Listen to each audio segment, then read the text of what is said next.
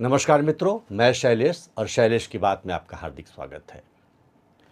पश्चिम बंगाल में शुभेंदु अधिकारी नए मुख्यमंत्री होंगे और इसी के साथ एक चर्चा यह भी अब करने लायक है कि जो जीत हुई है पश्चिम बंगाल में वो हिंदुत्व की हुई है या भारतीय जनता पार्टी की हुई है या फिर दोनों की हुई है।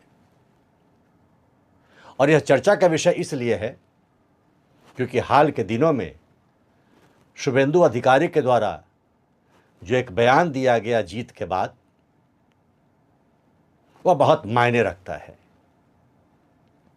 और आज की चर्चा, आज की जो बात होगी उसी के इर्द गिर्द हम करने का प्रयास करेंगे। और मैं फिर कहूं, जीत के बाद शुभेंदु अधिकारी का वो बयान अपने आप में बहुत मायने रखता है। तो आइए सबसे पहले उस बयान को ही सुन लेते हैं।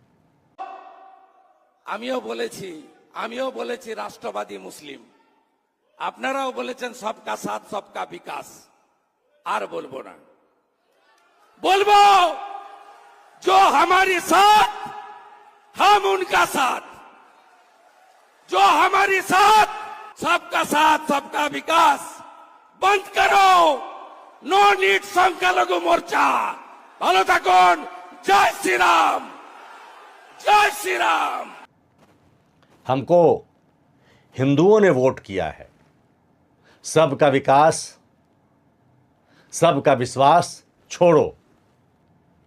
ये बात शुभेंदु अधिकारी ने जीत के बाद कही। इसके साथ ही साथ ममता बनर्जी की ओर से, टीएमसी की ओर से और अब तो पूरा विपक्ष एक तरह से जुट गया कि यह चुनाव को लूटा गया है। और अराजक की स्थिति यहाँ तक आ गई कि देश के इतिहास में नई नई चीज़ें देखने को प्राप्त हो रही है कि हारने के बाद भी कोई मुख्यमंत्री कह रहा हो कि मैं इस्तीफा नहीं दूंगी। आरोप प्रत्यारोप लगातार हर चुनाव के बाद लगते हैं।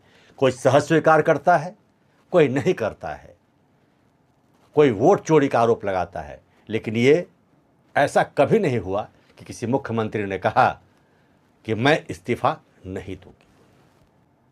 इस पर भी थोड़ी चर्चा करेंगे, लेकिन सबसे पहले हम इस बात को समझने का प्रयास करें कि शुभेंदु अधिकारी का यह बयान कि मैं हिंदुओं के बल पर जीता हूं, हिंदू ने मुझे वोट किया है, दूसरे किसी अन्य लोगों ने मुझे वोट नहीं दिया है, यह क्या दर्शाता है। साथ ही साथ पूरे चुनाव के दौरान जय श्री राम के नारे पश्चिम बंगाल में लगते रहे। तो अब चर्चा का विषय यह है, क्या भारतीय जनता पार्टी की रणनीतिक कौशल प्रमुख रही या फिर जो पश्चिम बंगाल का हिंदू अपने आप को त्रस्त महसूस कर रहा था उसने उबाल लगाकर अपने प्रहार से ममता बनर्जी को सत्ता से बाहर किया है। दो पहलू होते हैं, एक या तो सत्ता के खिलाफ लोग वोट देते हैं या फिर किसी पार्टी के समर्थन में देते हैं। कौन सी बातें ज्यादा महत्वपूर्ण लग रही है पश्चिम बंगाल में आपको?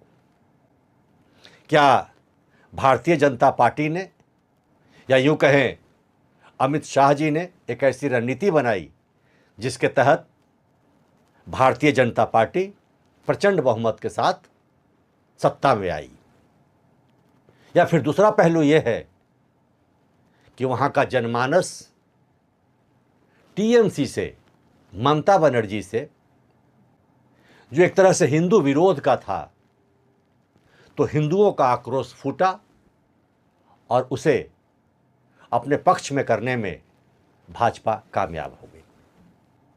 पूरे देश में पश्चिम बंगाल एक ऐसा प्रदेश था जहां भाजपा के बारे में लोग सोचते थे कि वहां कभी नहीं आएगी, यह बहुत मुश्किल काम है, लेकिन इस बार आ गई। तो मेरा आकलन है कि जो हिंदुओं में आक्रोश था, जो हिंदुओं को प्रताड़ित किया गया, जो हिंदुओं को सताया गया और फिर उन्हें डराकर जो पश्चिम बंगाल की वर्षों वर्षों से राजनीतिक वहाँ का जो चरित्र है उसके तहत हिंदुओं को दबा कर रखा गया, भयक्रांत रखा गया, और वह धीरे धीरे उबाल इतना ऊपर तक था कि उसे एक सहारे की आवश्यकता थी, और वह सहारा भारतीय जनता पार्टी के रूप में वहाँ की जनता को मिला। भद्र मानुष, भद्र लोग, जो ब्राह्मण, कायस्थ, ये सारे लोग थे, इन सब लोगों ने खुलकर और मिलकर एक जगह सारे हिंदुओं ने वोट किया। यही बात शुभेंदु अधिकारी ने कही है। अमूमन राजनीतिक में रहने वाले लोग या भारतीय जनता पार्टी के बड़े नेता भी इस तरह से अपनी बातें नहीं कहते, खासकर केंद्रीय नेतृत्व। लेकिन शुभेंदु अधिकारी, हेमंत विश्व शर्मा और योगी आदित्यनाथ जैसे कुछ नेता हैं जो इन विषयों पर बहुत मुखर हैं। लेकिन जो बात शुभेंदु अधिकारी कह गए वो अभी सबसे अग्रणी पंक्ति में है कि मैं हिंदुत्व की वजह से जीता, हिंदुओं की वजह से जीता, सिर्फ हिंदुओं ने मुझे वोट किया। और आगे जो उन्होंने कहा है वो तो आपने सुना ही है। वैसे अब जब वो मुख्यमंत्री के पद पर आसीन हो गए तो क्या यही लाइन रहेगी? क्या इसी तरह के प्रचंड हिंदुत्व वाली बात वो करेंगे, या फिर नरेंद्र मोदी जी का सबका विश्वास, सबका साथ, ये वाली पंक्ति चलेगी? आगे देखना होगा। लेकिन इतना अवश्य कहा जा सकता है कि भारतीय जनता पार्टी, अमित शाह जी ने एक शानदार रणनीति के तहत वहाँ कार्य किया, और जो हिंदुओं का उबाल था, जो हिंदू वहाँ अपने आप को दबे महसूस कर रहे थे, उसको भरपूर कैश किया, डर को समाप्त करने का प्रयास किया। और जब हिंदू वहाँ का भयमुक्त अपने आप को महसूस करने लगा तो खुलकर अपनी आवाज़ और अपने वोट की ताकत से ममता बनर्जी को बाहर का रास्ता दिखाया। तो निश्चित तौर पर रणनीति भी शानदार है, इसमें कतई कोई संदेह नहीं। बहुत मेहनत की है वहाँ भारतीय जनता पार्टी ने। लेकिन मेरा जहाँ तक मत है कि जो हिंदुओं का आक्रोश था वह फूटकर बाहर निकला है। अब इसे विभिन्न लोग विभिन्न तरह से परिभाषित कर रहे हैं। कुछ लोग तो जातिवाद का रंग देने का भी प्रयास कर रहे हैं, अति पिछड़ा, भीमवादी, ये सारी बातें। क्योंकि राजनीति में सबको अपना साधना होता है, तो कुछ ऐसे लोग हैं इस वक्त भारतीय जनता पार्टी में जो उसी विचारधारा के हैं। लेकिन वहाँ सच कहें तो कोई विचारधारा नहीं चली है, वहाँ सिर्फ चला है तो हिंदुत्व चला है, जय श्री राम चला है। और आगे भी अगर देश की राजनीति में इस सरकार को बने रहना है तो हिंदुत्व को ही पकड़ कर चलना होगा। यही मूल मंत्र है। भटकाने वाले बहुत भटकाएंगे, सत्ता आती है तो बहुत लोग आपके साथ वैसे जुड़ते हैं जो आपके प्रबल विरोधी रहे हैं, और वो लोग दीमक की तरह होते हैं। अभी कुछ दीमक इस सरकार के सत्ता के गलियारे में हैं, जिसकी वजह से यह सरकार रह रह कर भटक रही है। लेकिन फिलहाल उन बिंदुओं को छोड़ते हुए हम इतना अवश्य कहेंगे कि ये जीत हिंदुत्व की जीत है।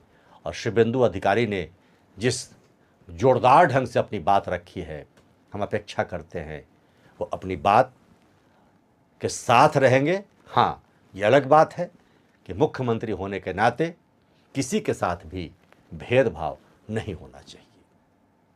लेकिन जो साथ खड़ा दिखाई पड़ता है उसके लिए तो आपको हमेशा खड़ा ही रहना चाहिए। इसके साथ ही साथ एक बात और, इस तरह का अराजकता ठीक है, हर लोग चुनाव जीतने के लिए अपने ढंग से एन केन प्रकेन सारे हथकंडे अपनाए जाते हैं। चुनाव आयोग की भूमिका पर भी विपक्षी दल एक साथ होकर प्रहार कर रहे हैं, क्योंकि सबके अपने अस्तित्व का सवाल है। करना भी चाहिए, लेकिन इतनी अराजकता भी ठीक नहीं है कि मैं इस्तीफा नहीं दूंगी। और एक बांग्लादेश का नेता कहता है कि 13 करोड़ बांग्लादेशी ममता बनर्जी के साथ हो जाएंगे, 3 करोड़ जो बंगाल के मुस्लिम हैं उनको लेकर अलग देश की घोषणा करें। ये सब चीज़ें देश हित में नहीं है। हाँ, इसके साथ ही जो स्टालिन तमिलनाडु का सनातन धर्म को मलेरिया और डेंगू कहता था, वह भी सत्ता से बाहर हुआ है और स्वयं की सीट भी हारी है। यह भी खुशी का विषय है सनातन की दृष्टि से। शैलेश की बात को सब्सक्राइब नहीं किया तो सब्सक्राइब करें, लाइक करें, शेयर करें। और आज बस इतना ही। जय जय श्री राम।